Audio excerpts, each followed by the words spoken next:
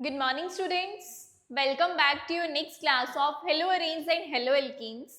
हम लोग ऑलरेडी अपनी लास्ट क्लासेस में बहुत सारे टॉपिक्स कंप्लीट कर चुके हैं, बट जो आज की क्लास में हम इसका टॉपिक करेंगे that is chemical properties of haloarenes. Haloarenes की केमिकल प्रॉपर्टीज के बारे में बात करेंगे तो जो हेलोअरीन्स है वो दो तरह की प्रॉपर्टीज दिखाते हैं। वन इज न्यूक्लियोफिलिक सब्स्टिट्यूशन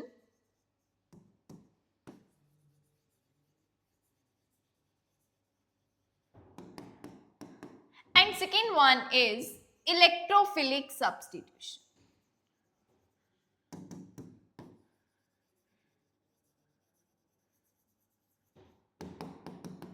चलो, ये दो प्रॉपर्टीज हैं हमारी हेलोअरीन्स की, जिसमें से हम लोग सबसे पहले स्टार्ट करेंगे that is nucleophilic substitution.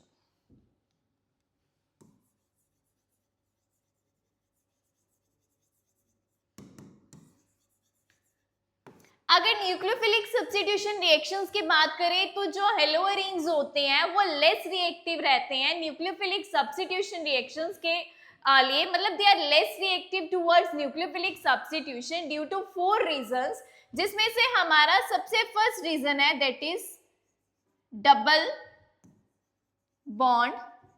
Double bond character भी कह सकते हैं हम लोग, या जो कि हमारा रेजोनेंस के कारण आते हैं। तो mainly double bond character due to resonance के कारण। अब रेजोनेंस की बात चल रही है तो आई थिंक सबको रेजोनेटिंग स्ट्रक्चर्स तो बनानी आती होंगी, क्योंकि हम लोग रेजोनेटिंग स्ट्रक्चर्स को अपने 11th में केमिकल बॉन्डिंग चैप्टर के अंदर भी स्टडी करते हैं एंड अपना जो ऑर्गेनिक का चैप्टर है वहां भी स्टडी करते हैं।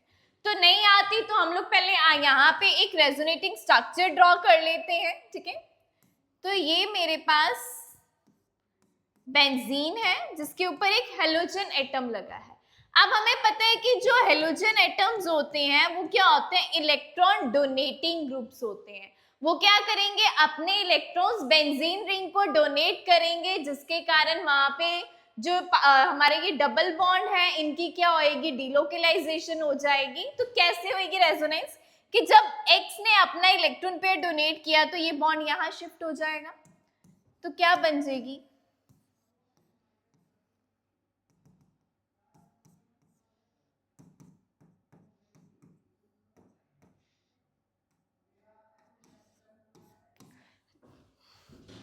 चलिए सारे साथ साथ में अपनी रेजोनेटिंग स्ट्रक्चर्स ड्रॉ करेंगे।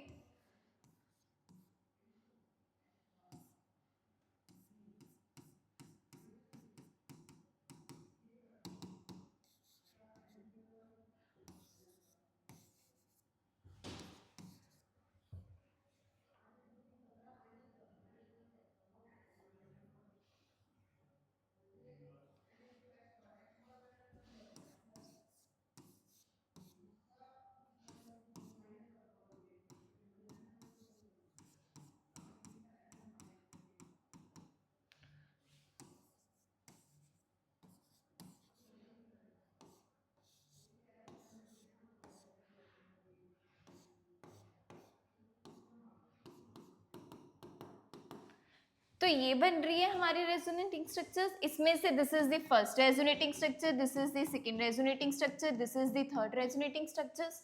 अब रेजोनेंस के कारण क्या आ रहा है, हमारे पास डबल बॉन्ड करेक्टर अराइज हो रहा है। अगर मैं इसको बनाना चाहूं तो मैं देखूं तो ये कुछ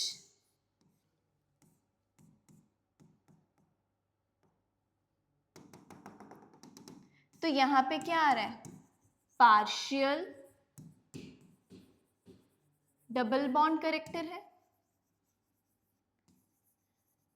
पार्शियल डबल बॉन्ड करेक्टर होने के कारण यहाँ पे स्ट्रेंथ क्या हो गई, इंक्रीज हो गई। एंड स्ट्रेंथ इंक्रीज हो गई तो बॉन्ड को ब्रेक करना क्या हो गया, डिफिकल्ट हो गया।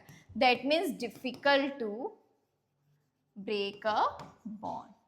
तो मतलब ये कुछ रीजंस होते हैं जो हेलोअरीन्स रिएक्शंस होती हैं वो न्यूक्लियोफिलिक सब्स्टिट्यूशन नहीं दिखाती, जिसमें से सबसे फर्स्ट वाला तो आ गया हमारा पार्शियल डबल बॉन्ड कैरेक्टर, ठीक है।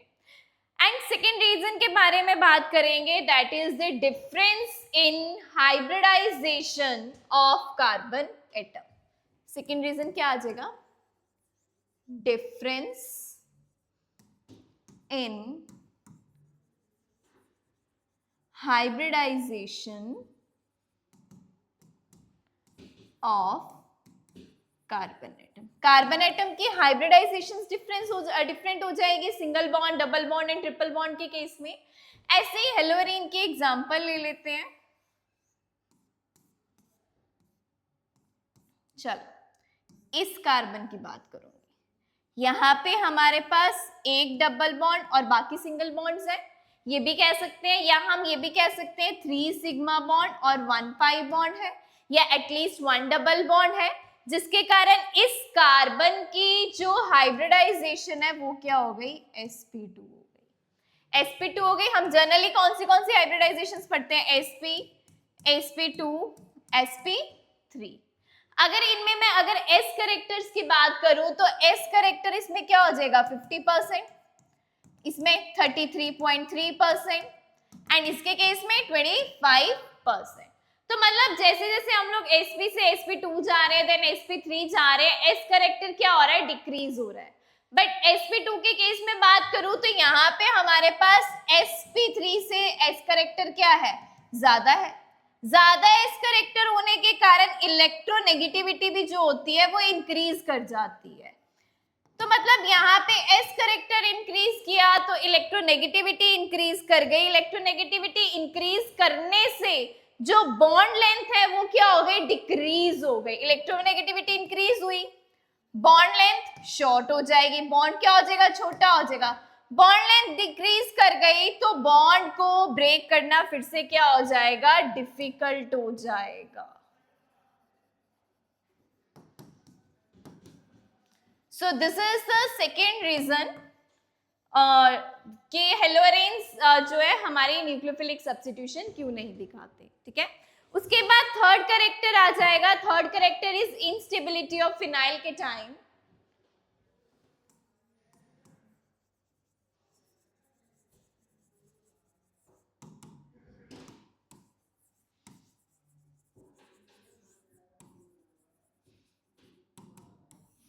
चलिए कहते हैं कि अगर हेलोअरेन्स जो है SN1 रिएक्शन दिखाएंगे, उनके केस में अगर तो वो SN1 रिएक्शन के थ्रू रिएक्शन होती है तो उसके केस में जो फिनाइल केटाइन बनेगा वो क्या हो जाएगा, हाईली अनस्टेबल।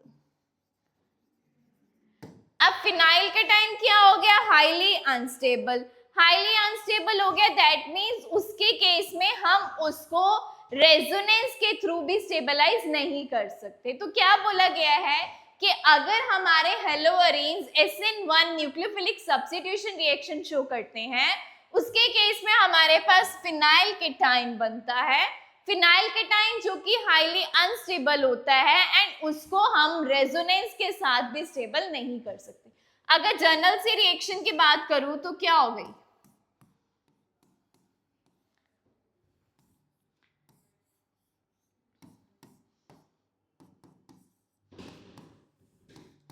तो यहाँ पे क्या हुआ, बेंजीन रिंग के ऊपर पॉजिटिव चार्ज आ गया, that is the formation of phenyl cation. And जो ये फिनाइल केटाइन बना है ये क्या है, हाईली अनस्टेबल है। क्लियर हो गया।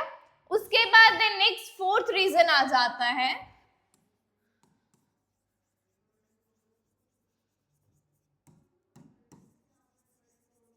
That is electronic repulsion. Electronic repulsion की बात करेंगे। अब कहते हैं कि जो हेलोअरेन्स हैं वो तो खुद ऑलरेडी इलेक्ट्रॉन रिच न्यूक्लियोफाइल्स हैं एंड जिस टाइम पे वो मतलब अटैक करते हैं तो उस टाइम पे वो क्या करते हैं, रिपल्शंस फेस करते हैं। तो क्या बोला जाता है कि halo electrons are therefore very electron rich nucleophiles and will face repulsions during the attack. Attack के टाइम पे वो क्या करेंगे, बहुत सारे रिपल्शंस फेस करेंगे। जैसे कि एग्जांपल ले लेते हैं, रिप्लेसमेंट ऑफ हाइड्रोक्सिल ग्रुप। चलिए,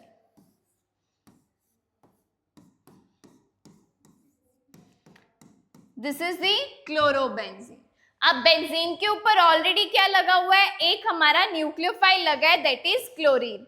कहते हैं जब इस रिएक्शन को हम अपने NaOH के प्रेजेंस में high temperature and high pressure पे कराएंगे, एंड सेकेंड रीजन हमारे H2 एंड H पॉजिटिव की प्रेजेंस में, तो ये जो Cl ग्रुप है वो रिप्लेस हो जाएगा किसके साथ, OH के साथ।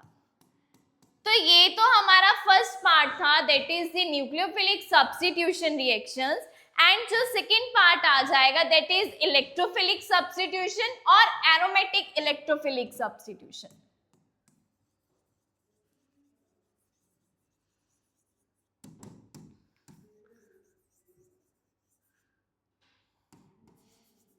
चलो, इलेक्ट्रोफिलिक सब्स्टिट्यूशन को अंडर हम लोग बहुत बार जो इसमें रिएक्शन स्टडी करते हैं वो कर चुके हैं। कौन सी reactions, nitration, sulphonation, chlorination, alkylation, acylation, ये सारी रिएक्शंस हम इसके अंडर पढ़ेंगे। तो एक जर्नल से एग्जांपल ले लेती हूँ मैं क्लोरोबेंजीन का। क्लोरोबेंजीन जिसमें सबसे पहले रिएक्शन होगी Cl2, दैट इज क्लोरीनेशन के साथ। अब सबको पता है कि जो ये क्लोरीन लगा हुआ है ये इलेक्ट्रॉन डोनेटिंग ग्रुप है, एंड जब भी इलेक्ट्रॉन डोनेटिंग ग्रुप्स लगे होते हैं वो क्या हो जाते हैं, हमारे ऑर्थो एंड पैरा डायरेक्टिव। तो इसका मतलब क्या है कि जब भी हमारे पास रिएक्शंस होंगी, मतलब हमारे न्यूक्लियोफाइल्स अटैक करेंगे, उसके केस में या तो वो ऑर्थो पोजीशन पे लगेंगे और या तो वो हमारी कौन सी पोजीशन पे, पैरा पोजीशन पे लगेंगे। तो मतलब सबसे पहले रिएक्शन हो रही है क्लोरीनेशन एनहाइड्रस AlCl3 के प्रेजेंस में। तो इसके केस में एक Cl आ गया ऑर्थो पे एंड सेकंड Cl आ जाएगा पैरा पे। डन। सेकंड केस पे जो सेकंड रिएक्शन आ जाएगी दैट इज नाइट्रेशन। नाइट्रेशन जो कि कॉन्सेंट्रेटेड नाइट्रिक एसिड के साथ होएगी, एंड इसके केस में भी एक बार हमारा NO2 ग्रुप आएगा ऑर्थो पे एंड एक बार आएगा हमारा पैरा पे। बेटे इसके केस में ना कई बार बच्चे कंफ्यूज हो जाते हैं कि बेंजीन रिंग के अंदर वो छोटा सा राउंड ऑफ बनाना है, सर्कल बनाना है या पार्शियल डबल बॉन्ड्स बनाने हैं, तो आप दोनों चीजों में से कोई एक चीज बना दोगे तो वो सफिशिएंट होती है। क्लियर हो गया। देन नेक्स्ट रिएक्शन आ जाएगी हमारी सल्फोनेशन।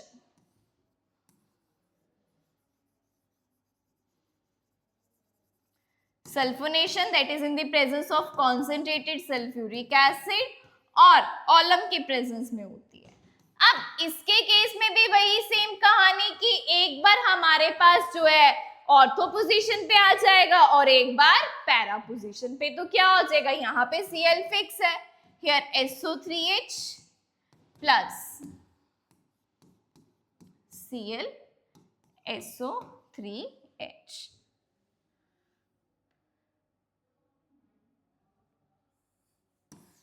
देन नेक्स्ट रिएक्शन आ जाएगी हमारी फ्रीडल क्राफ्ट एल्काइलेशन।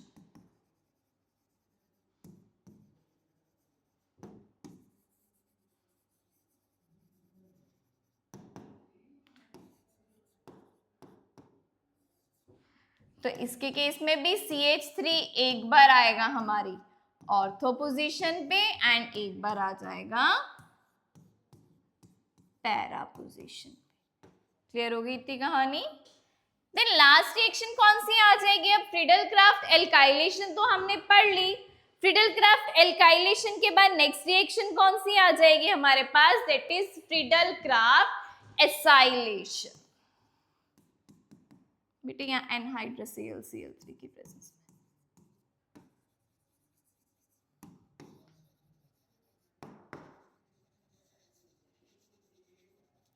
एसाइलेशन के लिए एसिटाइल ग्रुप यूज करेंगे, that is RC double bond OX। तो क्या बन जाएगा,